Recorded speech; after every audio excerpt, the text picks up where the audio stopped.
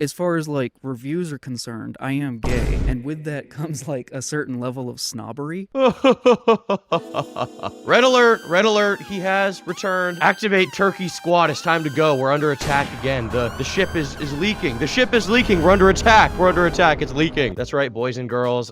In praise of Shadows, or as I call him by his personal name, Zane, because we are best friends, he is finally back. One of my biggest lovers, the biggest inspirations for my channel, the reason I started doing YouTube in the first place, he came back. After 4 months, he has emerged from the depths of the Appalachian swamps, which honestly, I did not really expect him to do. I honestly thought he might just be gone from YouTube forever. At that point, I thought he couldn't take the heat. He just quit. He was going to go like garden or something productive, but no, he's actually back. Now, for those of you who have a life, or at least had one 4 months ago, and now maybe are terminally online and addicted to watching me, as you should be, you're probably asking, who is this beautiful white boy? Why does he have so much cowboy swag? And more importantly, why aren't you guys dating? I am gay. I mean, I already have the Grindr app on my phone. I don't need to be seeing whatever's going on right now. Well, dear viewer, I would say first, cool it with the homophobic remarks. All right, that's just kind of out of line. That humor could get you in big trouble with the man upstairs. As you guys know, we at Tom Dark are accepting of all people. I am a Z myself, so you know, I don't really want to engage in that kind of thing. It's kind of disturbing. I don't really appreciate the sarcastic homophobia on my good friend Zane, or as the boys back home call him, Zesty Zane. I am gay. And with that comes like a certain level of snobbery.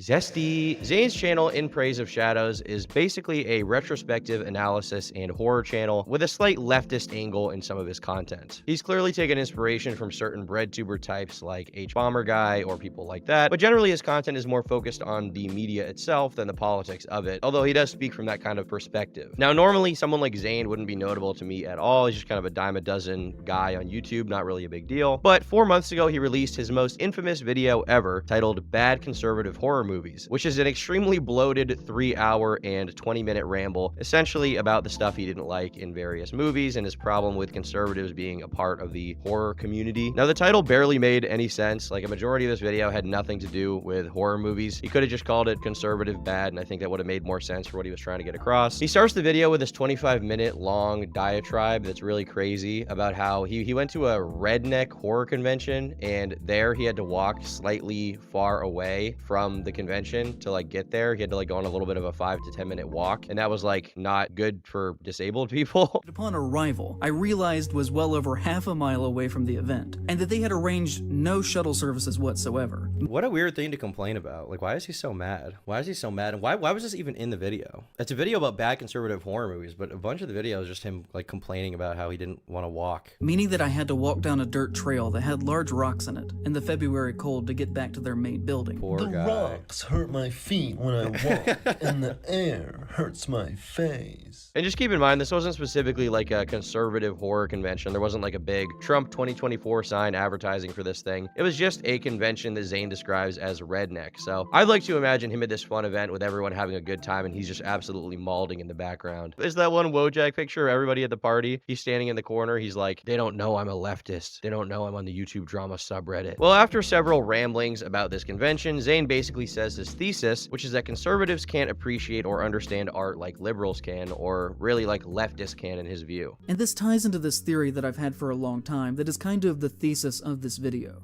and that I think there's actually not one, but two distinct horror communities that do not overlap. One that is more concerned with writing and thinking about how our own experiences and world are reflected through art. A group that overall is less concerned with how much a movie makes at the box office and more with what it is trying to say as a work of art, and how it relates to ourselves and culture as people. And then you have another that is more conservative and traditionally capital A American, and is based more in basic consumerism, and viewing movies strictly as entertainment and nothing else. I don't think I need to explain why this is retarded. Some of the best movies of all time, or just pieces of media ever, aren't consistently conservative or liberal. It's just guys or girls making good stuff. Even when appreciating art, you don't need to be from a certain political perspective or denomination in order to understand the deep complexities of, let's say, something like Five Nights at Cobson's. Like, we all know that game is a masterpiece. You don't need to be a conservative or liberal to feel that way. I think both sides can come together on that subject. If anything, to me, this type of like new media literacy people like Zane are the ones that really can't seem to understand or appreciate art because they're too busy getting in your face and screaming, actually, Chud, actually, you don't understand the meaning of that red whale shitting itself on the beach, because I went to art school, okay? I understand, okay? I read the deep literature, and I am very intellectual. But from this point on, Zane then switches his focus of his rant and starts whining about how bad his life has been because he received hate. Like, I can't even believe that he said this to this day. The reason he got hate for it is because he said that in the movie, the victims deserve to be brutalized, essentially, because white people bad. And his explanation for that is that the people who were white in the movie, the protagonists, they went into the hills, right? And they are the colonizers, and the mutant incest freaks who victimize them are Native Americans and black people. That was like literally what he said. It's honestly impressive how he managed to piss off both sides in that one. Like, but it's not really surprising why people didn't like it. In a way, are they not justified for their actions? The hill people can be representative of anything that you want them to be, really.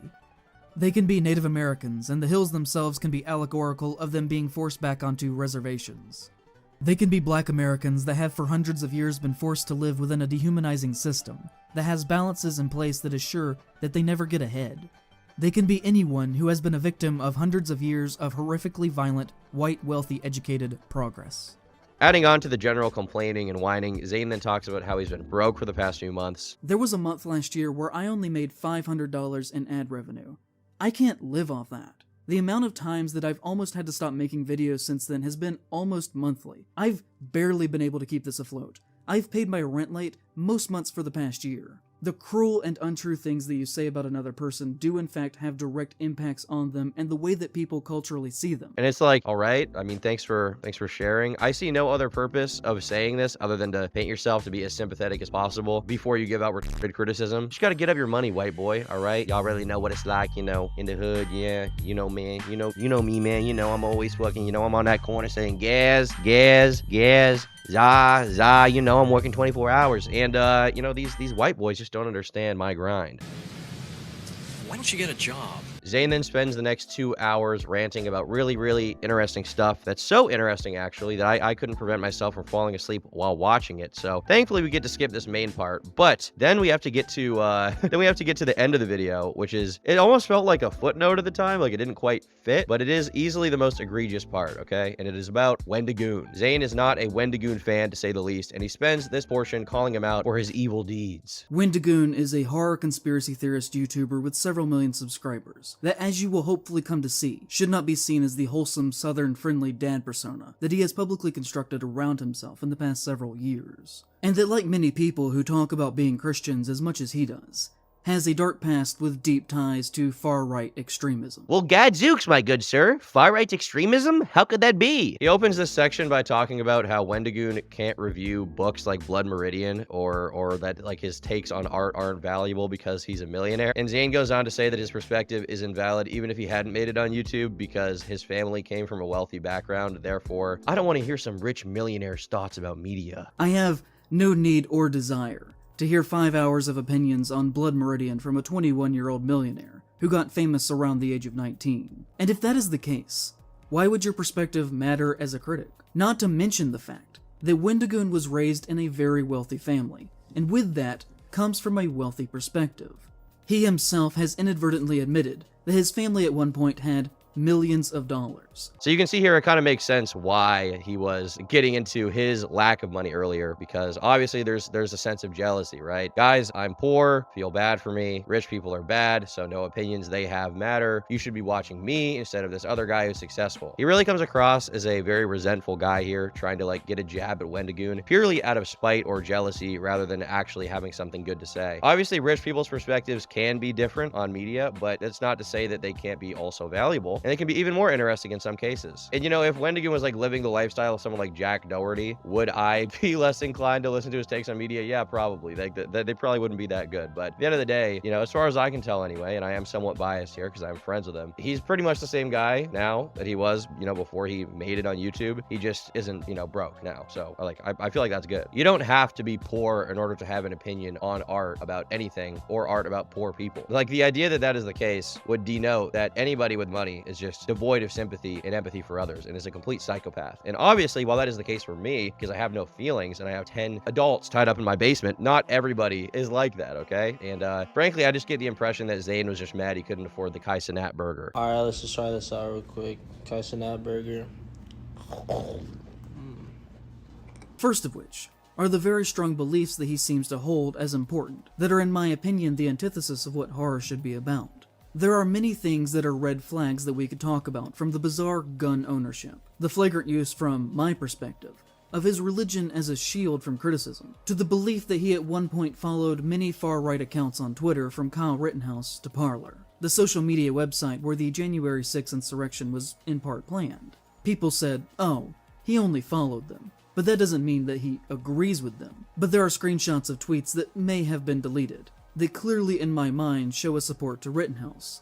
Although, since I did not take these screenshots, they do have to be taken with a grain of salt. I started to keep retreading this video. I know I did watch it months ago, but I literally don't understand like what the fuck he was saying here. Like how is this the antithesis of what horror should be about? Owning guns, that's cool. Being Christian, that's also cool. Following Kyle Rittenhouse, that's like a dangerous thing. Like, first of all, following someone obviously isn't just an endorsement, but Kyle Rittenhouse is also found innocent of all charges. Like, in a court of law, legally it was determined he was defending himself. And aren't guns and Christianity like a staple of every horror video game ever? Brother never heard of Outlast. Zane then says that Wendigoon was one of the founding members behind the far-right extremist group, the Boogaloo Boys, because that was his username a few years ago, and he wears Hawaiian shirts. We could talk about his past and supposedly being a founding member in an online conspiracy theory group that, according to him, snowballed out of control into being a white supremacist neo-Nazi organization called the Boogaloo Boys. His online username at the time was Boogaloo Boy, and he claims to be the first to have started using it, but that he left the group and became Wendigoon after things started to get out of hand. And this is not a conspiracy theory in itself. Shockingly, he literally has said so in writing. As you'll see, he was just like, oh geez, sorry guys, about starting a violent hate group, guys. Sorry that people got killed. I totally didn't mean to do all that. My bad. I'll do better next time. Now, Wendigoon already responded to this claim, saying that no, he didn't literally found an extremist group. That's insane. He was just one of the first people to use that name when it was kind of a meme, but he dropped it as soon as he found the term being hijacked by actual extremist groups who wanted to do bad things. And next on the list of evil Wendigoon deeds is associating with none other than me, with us, guys, all right? He said that Wendigoon being friends with me is a bad thing, so, I mean, there must be some good reasoning why. Wendigoon is very publicly friends with Turkey Tom. They have been seen together on multiple occasions, and I've seen online mentions that Tom was either at his wedding or at the very least was invited. Tom has been accused of using the N-word multiple times in private conversations, including these screenshots of texts that are alleged to be real. Bro, okay, I'm sorry. Put some f***ing respect on my name, okay? You spent 3 hours working on this video, and you can't even do me the honor. Accused of saying the N-word? I mean, like, I'm not making myself look better here to you, but I'm not gonna lie. Is it really an accusation if it's true? Like, you can easily find this on YouTube, you lazy. You can just look it up and easily see it. You can watch the D'Angelo Wallace video from years ago where it's like clearly confirmed to be real. Like, do you just not know how to do research on anything? It's a 3-hour video. How'd you get this wrong? Zane would go on to say that Wendigoon is friends with internet historian, the same guy who once jokingly said that his birthday was on April 20th, the same day as Hitler. I can't believe this, guys. It's over. Wendigooners, it's actually over, okay? With me, you know, with him hanging out with me, with him having a Hawaiian shirt, I wasn't sure. I wasn't sure where it was. You know, I was kind of on the fence, but when I found out that he was friends with somebody who made a joke about Hitler, oh my god. It's over. Hashtag over. It's over, Wendigooners. You have to subscribe to me now. I'm stealing his audience. Zane would then go through a list of people that Wendigoon had positive interactions with, like Shoeonhead, someone he says is a conservative pretending to be a liberal because of a joke tweet she made. He also went after Oompaville, who he said was exploiting Nikocado Avocado for his own gain. He is friends with Oompaville, a gun-obsessed content creator that has taken advantage of Nikocado Avocado's mental decline for fame and for money. And then there's my personal favorite where he went after Brandon Buckingham. He is friends with Brandon Buckingham, a gun YouTuber who has been accused of threatening. Ah yes, Brandon Buckingham, my favorite gun tuber. He's got so many videos about guns. My favorite gun tuber who has threatened to... For those who don't know Brandon, he's not a gun tuber. He has not threatened to That was a baseless claim by Sneeko when the two were beefing. At this point, I think most people who had watched this, who knew anything about what Zayn was discussing, had kind of mentally checked out and realized this guy had pretty much done zero research. Like, it wasn't even just that he didn't like Wendigoon or had criticisms of him. Every single fact he had relating to him or peripheral to him was completely just not true. But that's not where the offenses end, okay? Zayn also said that Wendigoon lived in Appalachia, which was full of white people, and he made the claim that every single person in Appalachia is racist unless they prove otherwise. Deep Appalachia is very white country, and for the most part, is exceptionally racist. Genuinely in this part of the country, you have to assume that any white person you meet is racist unless they show you otherwise. And he capped out the video by basically saying that because of all this proof he had, Wendigoon deserved to be canceled and reprimanded and have his life destroyed. A few really funny quotes were that he shouldn't be able to go out in public ever again, which is, what is wrong with you? And another one was he had made some tweet criticizing Wendigoon. Wendigoon followed him on Twitter, and simultaneously there was like 3 people on Twitter who had called Zayn a homophobic slur. And so Zayn in his mind reasoned that the only explanation for Wendigoon following him on Twitter was that he was trying to signal to him that he wanted people to call him a slur. It is like pure schizophrenia. I care deeply about horror, and everything that he does has demonstrated so far in his career that he should not be welcomed in our spaces, or even, just in public in general. So just to summarize all of the hard evidence here and the reasons why Wendigoon is a neo-Nazi who deserves to be canceled, have his life ruined, which frankly, we all know I agree with. 1, he's rich, and that's bad. 2, he had a username that later on became a very controversial thing, despite the fact that he disavowed it, doesn't really matter. And 3, he's associated with a lot of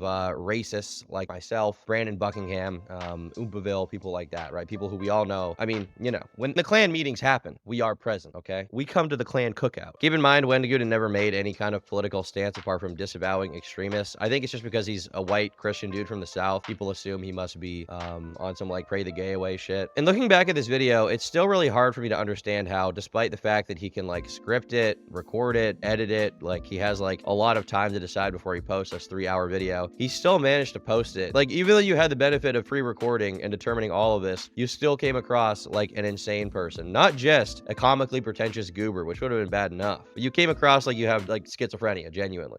And also on top of that,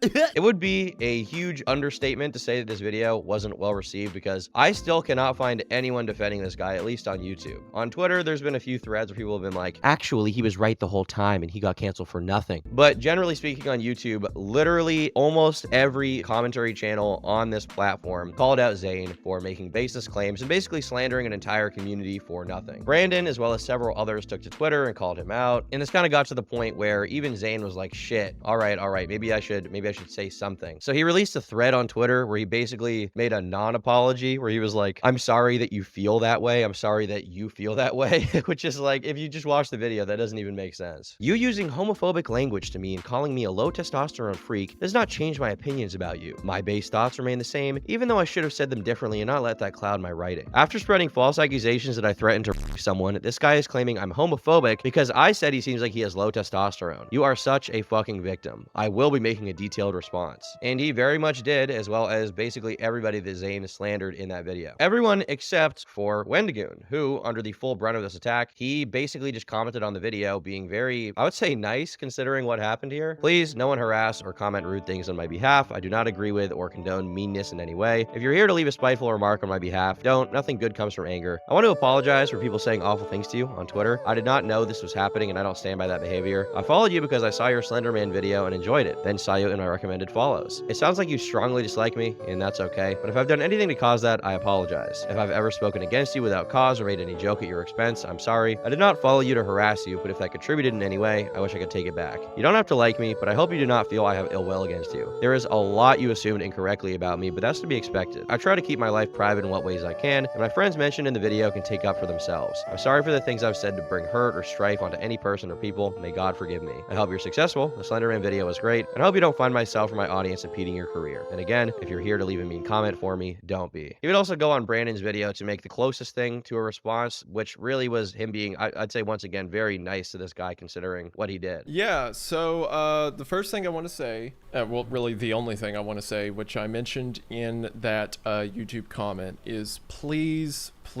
do not harass, be rude, unkind to anyone on my behalf or any behalf. That's not what I stand by. That's not what I stand for. It makes me sad to see people who claim to be my fans, people who support me, go down to their level, so to speak, right? Just attacking someone, being rude or whatever. And to him directly, I'm sorry, for this perception of anything I've given you. I'm sorry if I've ever devalued from you or your channel. I apologize, and I sincerely mean it. I hope you find whatever you're looking for. I want everyone, regardless if they like me or not, to do well. Christ didn't say love people who are nice to you. He just said love people. If you say stuff online, you're going to get pushback for it if it's, any kind of controversial, but I hope you don't let that deter you in the long run. I hope you can continue to pursue your dreams. I promise I will not try to stand in the way of that, and I hope none of my followers do. But as mentioned, there's some people I can't corral regardless of what I say. But yeah, just I hope you do well, and I'm sorry for all of this happening. Ladies and gentlemen, that was the cruel far-right extremist Wendigoon. Thank you, Brandon.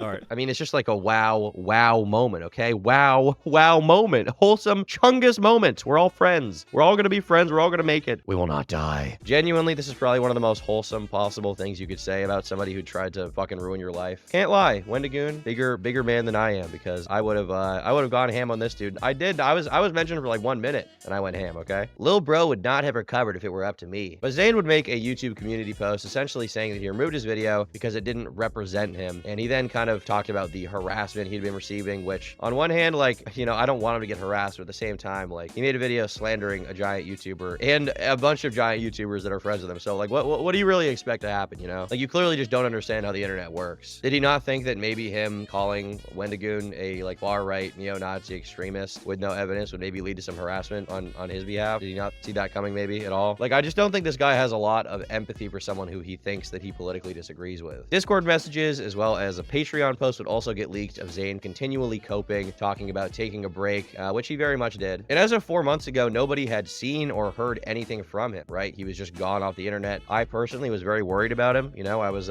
staying up late at night, burning that midnight oil. I was like, damn, where is In Praise of Shadows? Jeez, my favorite channel. Where'd my boy go? Where'd my fucking boy go? I miss him. But the other day, I was streaming on this channel, okay, because I'm a streamer. I'm a live streamer. I'm like Kai Cenat. Check out my burger. I was streaming and somebody in chat told me that he had actually come back with a new video. And he in fact did on his second channel. It's called Clearing the Air. And he's looking, very dapper, I would say, in the woods, looking very dapper. Dapper setup, dapper fit, swaggy. Now, before we get into this, just a little side note, this Clearing the Air video, I feel like should have been 5 minutes in length. But as with all of his content, he really can't help himself but ramble about shit that isn't relevant, just go on tangents. The first few minutes is him talking about how he doesn't actually hate Christians. And he also says he doesn't like YouTube apologies, which is fair to be honest, but not really like that relevant. Like, fair enough, you don't like YouTube apologies, you don't want to do a cringe YouTube apology, whatever. As far as saying you don't hate Christians, I think that people perceived that you hated them because of your comments in the video, and I think it makes sense why you came across that way. You were very inflammatory. And unfortunately, instead of directly addressing any point against him, Zane goes on to ramble about how mean people are to him. Again, skill issue. Like, I don't feel bad for somebody who is complaining about bullying when they have spent their entire life bullying someone else at all. And in Zane's case, he made a video calling one of the most popular YouTubers in the horror media analysis creepypasta SCP space a Nazi. And he also called all of his friends racist and said that they were gun tubers and said that Brandon threatened someone. So like, why am I supposed to feel bad for this guy? He then says his proof that he doesn't hate all Christians or conservatives is that his editor wore a MAGA hat. I was kind of made into this like cartoon character where I am impossible to get along with people who are on the right, which is actually not true at all. I know this sounds like made up, but the guy that I hired to work on the set with me for the John Waters video was wearing a Make America Great Again hat like the entire time we were working. Like, maybe that is true in your personal life, but on YouTube, that's clearly not the case. Like, the way that you feel is that because somebody is conservative, they cannot have good media analysis or commentary on anything. Like, you can say that in your personal life, oh, well, it's the world I live in, but, in practicing your content, this doesn't fucking matter. In regards to getting almost every single thing in the video wrong, even little stuff, like, even the littlest things, things, like not even knowing what kind of content people made, which it's so easy to tell because you can just click on their channel to figure it out. In regards to the research being so bad, he goes on this long-winded explanation about how he is a normal guy who doesn't go online that much, so he didn't know all the information but still felt passionate about it, so he made the video anyway. But like, it comes to like this thing where like, back when I used to make comics, I would draw comics all day, and the last thing I'd want to do when I finished drawing for 10 hours would be to like pick up comics and read them before I went to bed. You know, like, I didn't want my entire existence to be comics. I wanted inspiration from everywhere in my life. And so I used to watch a lot of YouTube, like back before I was a YouTuber. But then I started making videos, and you know, I make videos all day long, and I don't want to like turn around and then like watch more YouTube videos. So like when I say I don't watch like a lot of YouTube, it's not to put down other creators, but just to try and to explain how this situation happened, because the why is kind of, you know, self-apparent. So like, I'm not really sure what his approach is here. I guess he's admitting he had absolutely no idea what the fuck he was talking about, but he also felt strongly about it, so he did it anyway because passion. I think if you're gonna make a video about anyone else, you're gonna make a call-out video, I think having some level of passion is good. You should be passionate about the process. You should be passionate about the outcome. If you genuinely believe that somebody is a racist Nazi or, you know, some other kind of thing, I think it's good to have passion for that because, you know, if somebody is genuinely a neo-Nazi, you probably shouldn't like that person. But at the same time, that passion needs to be justified with research. It needs to be backed up with facts and logic. You need to have a good basis for what you're saying, you know, because obviously when you're criticizing a big YouTuber, you need to have a very well-researched video, or else people from his fan base and people from your own fan base are really going to pick it apart. Like, let's say that Wendigoon actually was hypothetically some super racist neo-Nazi guy. Zane's video would ruin any chance of him ever getting exposed for that because it was so badly done that anytime the public conversation about this subject comes up, it's going to be about how retarded In Praise of Shadows was rather than the merits to the points, right? Because In Praise of Shadows completely failed his case. And it was a situation where every single angle of the video was bad, but he doesn't really acknowledge that here at all, which once again, I'm very just perplexed by why. I am gay, and with that comes like a certain level of snobbery. A lot of the video can honestly be summarized by a well-worded comment that I think really gets the point across here. I find it hard to believe you don't want to ruin anyone's life or that you don't hate Appalachia when you say things like Wendigoon should not be allowed in public, spread false accusations that you could disprove in a single Google search, and literally said any white person in Appalachia should be considered racist until proven otherwise. But sure, man, you were 100% not being malicious or bigoted in any way. Also, didn't you try to deny Wendigoon's heritage because my grandpa didn't tell me stories? This video feels very much like an attempt was made. There were quite a few moments where you started to apologize, but then you minimize with what's done is done, no one really got hurt. There's a whole side of YouTube that does this, and you try to move on. To be fair, he does kind of apologize, like in the most literal words. He does say he shouldn't have made the video. He says he did fuck up and it was bad, but at the same time, he doesn't really explain why he fucked up, and he kind of, I feel like he hasn't really grown as a person because he doesn't really justify why he did what he did in a very good way. Like, his explanation for having bad research isn't, the responsibility is on me, I fucked up in a terrible way, I am the bad guy. It's, I'm not an internet person, which, like, if you're not an internet person, but your job is on the internet, I don't know, maybe you need to be more terminally online or something, because that just is not a good justification for doing no research. It's a different kind of research, and I totally was not the guy to do that job. I felt like it was important. I felt like nobody else would do it, and I knew that the reaction was not going to be good. I knew it was going to be bad. So kind of most of my mistakes and problems came from that, though, because like, I didn't know who Sneeko was before I made that video. And I didn't really know who he was when I posted that video. And so while it's like really serious, and I admit that, and I am sorry, I took the video down like immediately because I realized the video had major problems. But like, it also at the same time, in retrospect, is a little bit funny that I tried to be like, this guy's the fucking worst. At least, you know, according to Hitler. And like, you know, I fucked it. I fucked it pretty bad. And there's not really a lot else I can say about it. You know, what's done is done. I can't take it back. Ultimately, the fact that he knew his research sucked ass, but still posted the video anyways, trying to accuse someone of threatening, as well as trying to permanently ruin the career of Wendigoon and many others, is really, I don't know, it's the final nail in the coffin that makes me not feel bad for him in the slightest. You know, despite how, you know, I am a commentary channel, and I think that drama is funny. At the end of the day, I would like to see people grow and change. It is something that I think is really important, and I think you can do something horrible and still be a good person in the future. You know, Nick is Not Green, for example. He's somebody who, during the Super Mega drama, he he doubled down and doubled down and doubled down on the false allegations against Super Mega, but eventually he did apologize. And I remember when that happened, a lot of people were like, too little, too late. Fuck him forever. And, if you feel that way, I'm not going to try to take that away from you. But from my perspective, if Nick is not green is willing to actually apologize, own up to what he did, and he doesn't repeat that behavior again or justify it, I think that is great. Like, Nick's final videos about that situation and his clarifications and him talking about how he felt were really interesting, because to me it showed that he actually had changed. And to this day, I haven't seen Nick is not green do anything even close to what happened there or try to justify it or walk it back. He has just been very consistent since a certain point, past a certain point of like, I fucked up. And so I feel like, there have been times in my life when I fucked up and it took me a while to realize I was wrong. And I'd like to extend the sympathy to other people that, if you fuck up, you deserve to get called out, undoubtedly, but you can come around and change and be a better person eventually. And so I was kind of hoping that would be the case with Zayn. He kind of like almost walks up to the door of getting there, but then he turns back at the last second to like do like, woe is me, I'm not an online guy, feel bad for me kind of thing. It's just, it sucks to see. So I think the real lesson for today, folks, is that if you're gonna throw shade, you better know your shit. Or as the cool kids in the middle school once told me, shake yourself before you wreck yourself. And on that note, I will see you tomorrow. Sorry for the scuff setup today. I am traveling right now to do some video stuff, but that doesn't mean I'm off my grind, boy. Yeah, y'all know what the fuck going on, boy. Yeah. You guys like sagging? You guys know what sagging is? Check this out. You guys like sagging? Yeah, white boy, you like that, don't you? You like that shit, white boy.